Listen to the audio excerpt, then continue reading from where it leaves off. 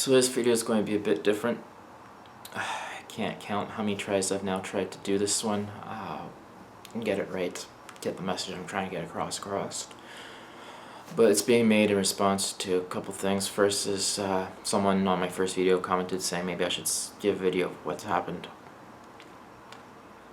And then I plan on doing something like this if ever I got big. And the reason for that is that I've had rough times in watching YouTubers that I liked talk about stuff. Really helped.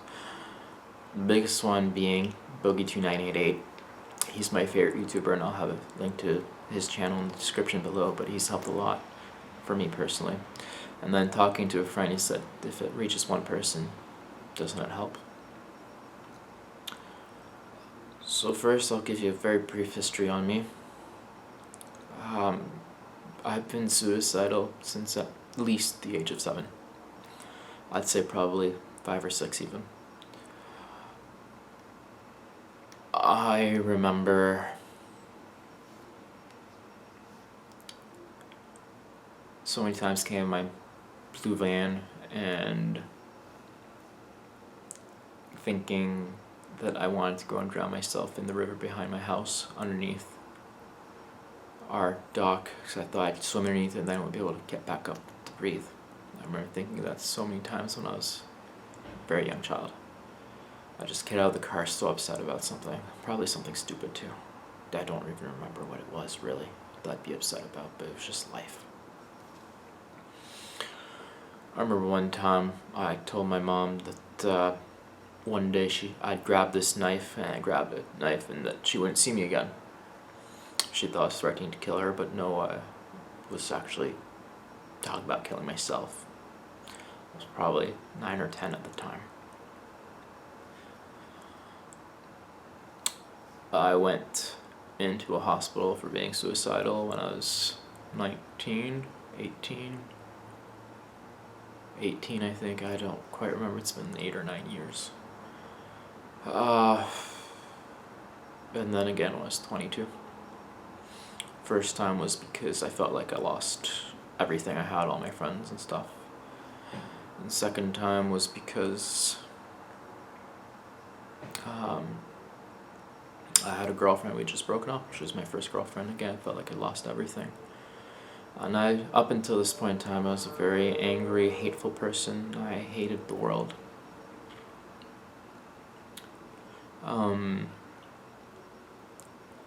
Hated everyone, hated everything, didn't care about anyone. And then, thanks to that second time in the hospital, I started going to church, and I became a Christian, and that changed me. Definitely for the better. It wasn't perfect. I still had issues, but I've definitely worked on a lot of things, and I'm a lot better. One of the common issues I had, though, was I'd get close to someone, then push them away, we'd get in a huge fight, and I'd lose them permanently. In case you couldn't tell, that's what happened with my first girlfriend. That's happened actually with everyone I've gotten close to, except for one person where we somewhat drifted apart, but we're still really close, just that she's really busy and stuff with a kid now and stuff. So to you, if you're watching this, you know who you are, and I say thank you. Thank you for somehow being the only person I didn't push away, that I was super close to. And the most recent person is the person I now consider my best friend. Before I met her, I'd kind of settled down with just coming home from work, playing video games, watching anime, repeating the process. And this, I think, was after my latest time of losing something, and what I lost was a gaming group. I had a group of people I gamed with, and I lost them, and I felt devastated after that. And it really hurt, and after that I just didn't really do much anymore again. All my friends had moved away from the area, and this had felt like my last thing, so I didn't even try to meet people anymore. But then I met my best friend completely at random, and we connected. I connected better with her than I've ever connected with anyone else in my life. It felt like she knew me, and that we were very, very similar in our issues and stuff. And And she basically could read my writing. I did warn her back in December I'd probably end up pushing her away and stuff, because I had realized there was a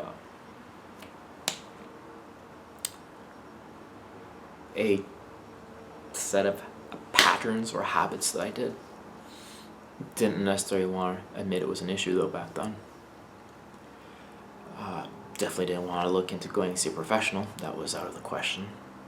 I had counseling after my first time attempting suicide, and it was pointless, useless, a joke. But I did need to see it, that I do need help. So we were close friends, and then a couple months ago we kind of started fighting some more, and I feel like that's a lot of me pushing her away because I felt like I wasn't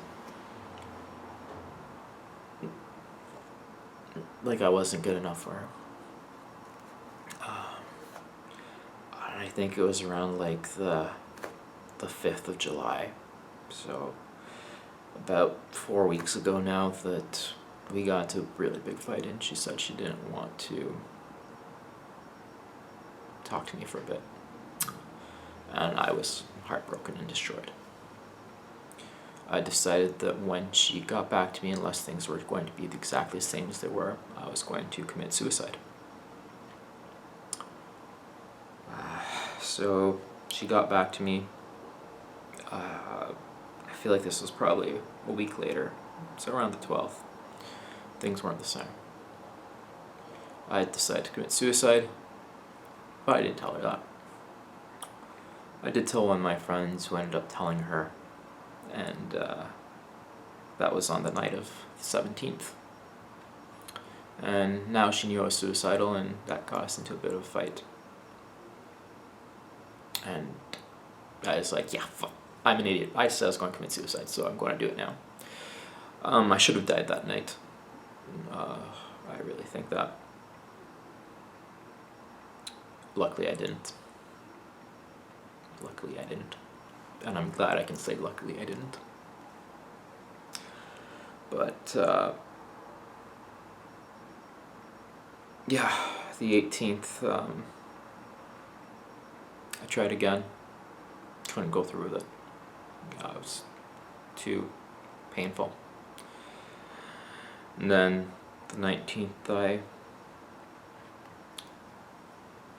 told her that I'm sorry I was so miserable, but I was just really lonely, and I felt like I'd lost her already by this point in time, and I couldn't handle that. I couldn't handle feeling like I'd lost her. So we got into a fight because of that, and I threatened to kill myself in a way that would purposely hurt her, just because I wanted a reaction from her.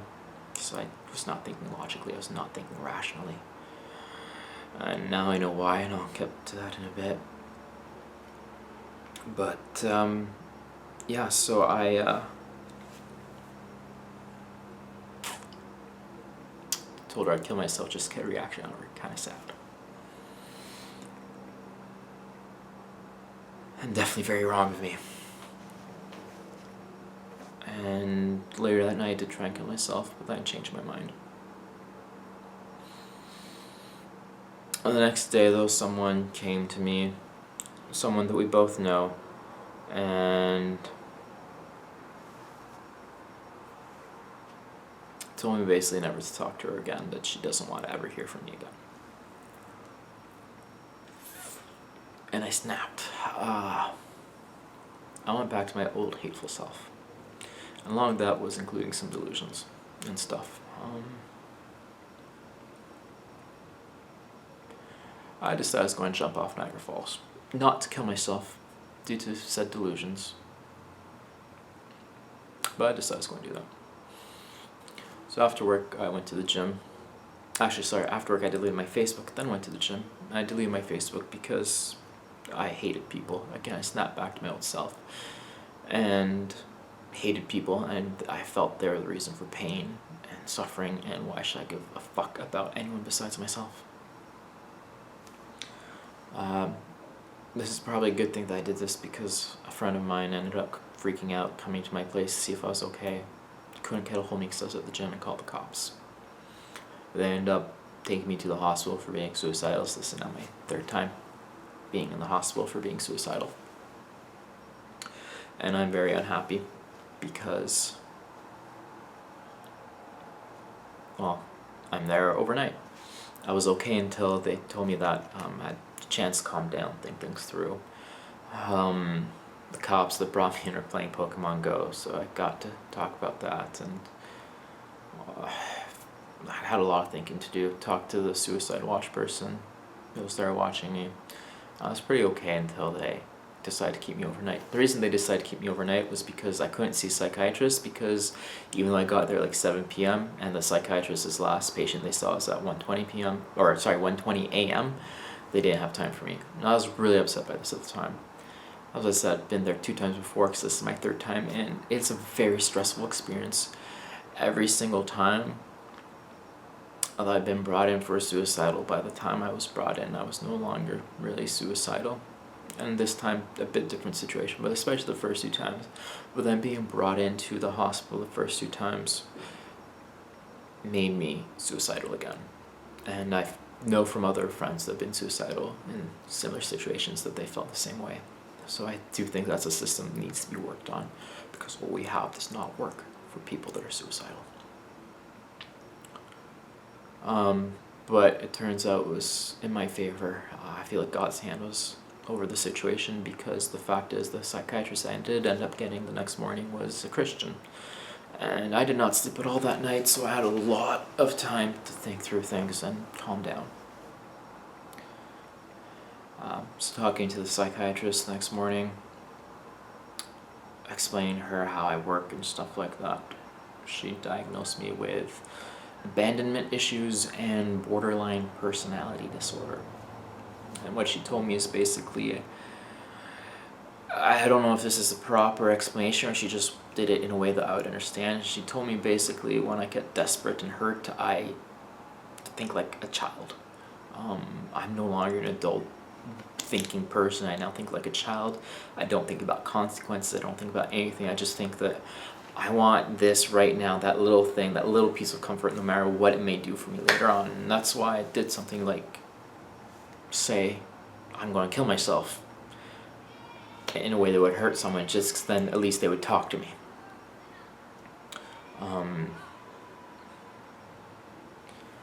And this was, I guess, the night of the 20th I was in the hospital, so it was the 21st I got diagnosed. And the fact that I made it this far is pretty impressive. But I had a lot of help. A lot of people were there for me. And I'm so thankful for that, and I'm so thankful for this diagnosis, because I've researched it, and I understand some of my triggers even that make me stop being rational, and I know how to now kind of fight back, because I know if I go just that one little extra step, I just lose everything. And so I know where I need to fight like crazy to stay.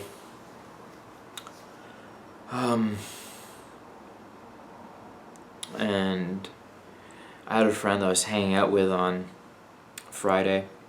That would be Friday the 22nd now, I think. And I saw my best friend, I think, not in my city, in a different city, because I was there with him. We went to go see one of his friends play at a band. I thought I saw her. And previously, I'd always thought that I was normal, everything that I thought was normal. Now I know I'm not. Now I know I'm a fucking mess. Completely fucking mess. That not everyone has to deal with things the same way I do. Everyone has their issues, don't get me wrong, but it's different for them than it is for me. But there's also other people out there like me that understand probably what I'm going through. And when I thought I saw my friend, everything in me wanted to just go and just talk to her, rush out, go through the town and see if, like, did I really see her? Did I really see her? And talk to her. But I knew that now, if I let myself just go that one extra step from where I was, that I would give in to that. So I kind of just focused myself and started just picturing myself screaming in a field. It helped. When I got home that night, though, I found my friend had blocked me from everything. So from what I could tell, was that night she blocked me on Facebook, she took me off Snapchat, off Fitbit, off everything, completely tearing me out of her life. And that really hurt again. I didn't really do anything Saturday or Sunday. Sunday I didn't even eat. I had planned on making a few videos, I couldn't do them because I just had no energy. I wished I was dead. But I still went to church and stuff, and actually everything I've done, devotions in church recently, have really all been kind of spot on to what I needed when I needed them, so it's been really good. And at least, even though I felt like had I died it'd be better, at least I wasn't suicidal, at least I didn't want to kill myself, so that's an improvement. And now I'm going to be fixing myself. I'm going to be seeing a counselor soon. On Wednesday I'm going to start going to a group therapy thing, and I'm hoping, praying that I can also get a one-on-one therapist, because I feel like that's what I need. I've got issues and they need to be worked through. I need to get better. I need to get fixed. I can't live like this. So that's where I've been. Why am I still alive? Well, that's because there's been people there. And that's kind of part of what I want to say, is there's people there for you. People care, and I know when you're suicidal it doesn't matter. Or at least when I was suicidal, it doesn't matter that they care. I don't care that they care. But there are people there to talk to. Whether it was my boss giving me the number to Coast, which is a crisis outreach thing, whether it was a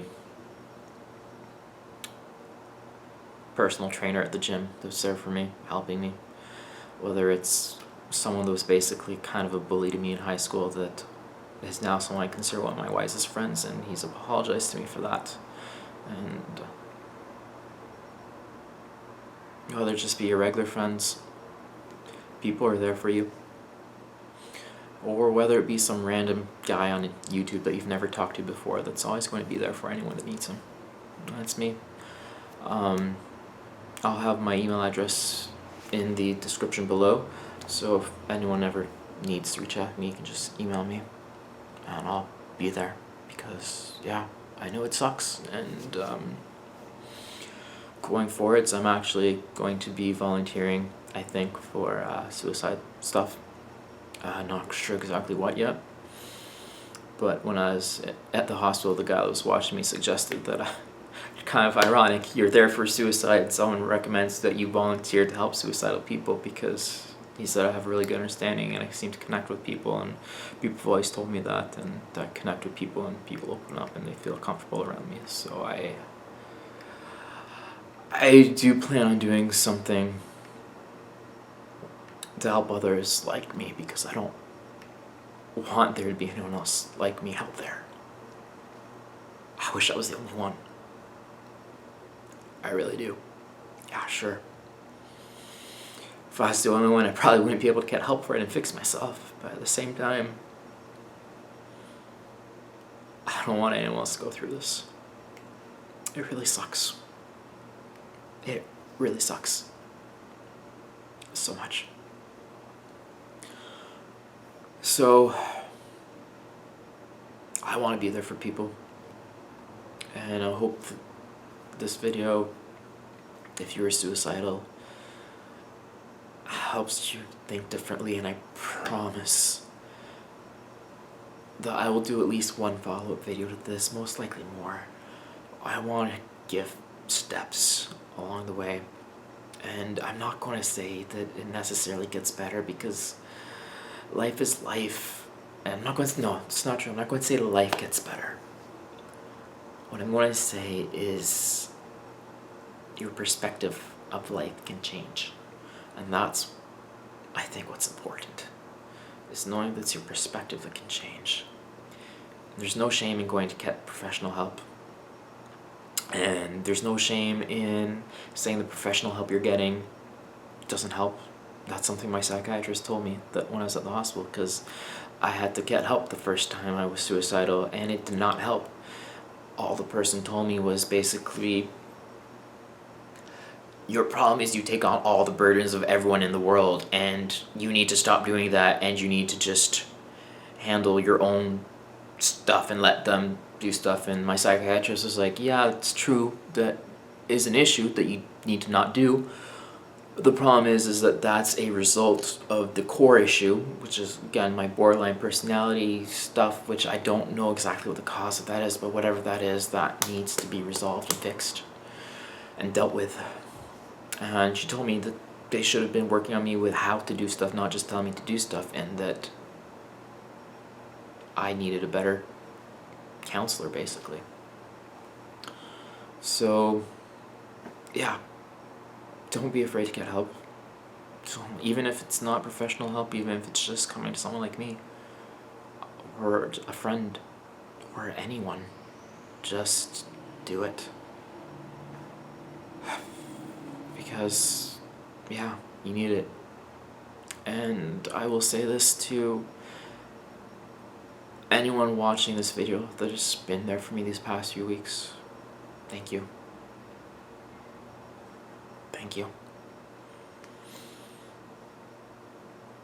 Without you, I would not be here today, I don't think. Without you, I, at the very least, would not be where I am, stably emotional somewhat today.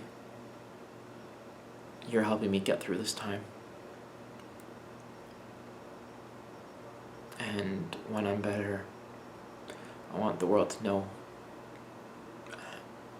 I want the world to be able to see, hey, look, where's this guy? What's this guy doing that, 6 months ago, a year ago was suicidal? I want people to know that that can help. And it's always going to be rough, don't get me wrong. I'm sure it's always going to be rough. And I just want everyone to know that I'm there for them, and that there's hope. So, yeah, once again, please don't be afraid to reach out to me if you need to. I'll have an email down below in the description. I think it's kidthegeek7@gmail.com. So please, just know that I'm there for you, and I hope you're okay. And that I'm going to be okay. So, we can be okay together.